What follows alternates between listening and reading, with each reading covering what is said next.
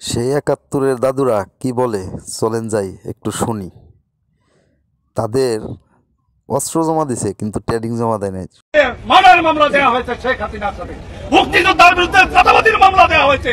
চাঁদাবাজি করে সন্ত্রাসীরা, মুক্তিযোদ্ধারা চাঁদাবাজি করে না। সন্ত্রাসীদের কোনো দল নাই, যারা সন্ত্রাস করে তাদের কোনো দল নাই, তারা দেশের ঘৃণিত ব্যক্তি, তাদের বিরুদ্ধে আইনানুগ ব্যবস্থা নেওয়া যেতে পারে। মুক্তিযোদ্ধাদেরকেও সেই চাঁদাবাজির মামলা দেওয়া হয়েছে, মার্ডার মামলা দেওয়া হয়েছে।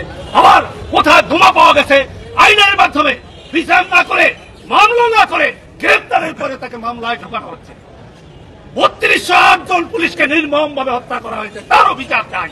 কি অপরাধ করেছে পুলিশ বাহিনী দেশের অভ্যন্তরীণ আইন শৃঙ্খলা রক্ষা করে, তাদের উপর গণহত্যা কেন?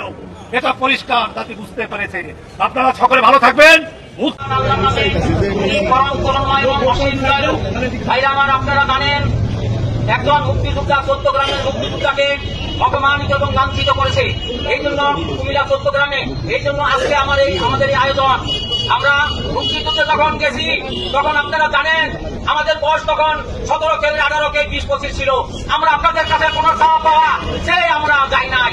আমরা দেশ স্বাধীন করেছি, আপনারা দেশ সুন্দরভাবে পরিচালনা করেন, আমাদের কোনো আপত্তি নাই।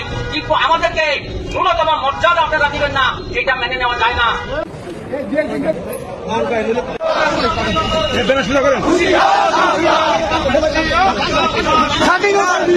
স্বাধীনতার বিরোধীরা হুঁশিয়ার, সাবধান, হুঁশিয়ার, সাবধান।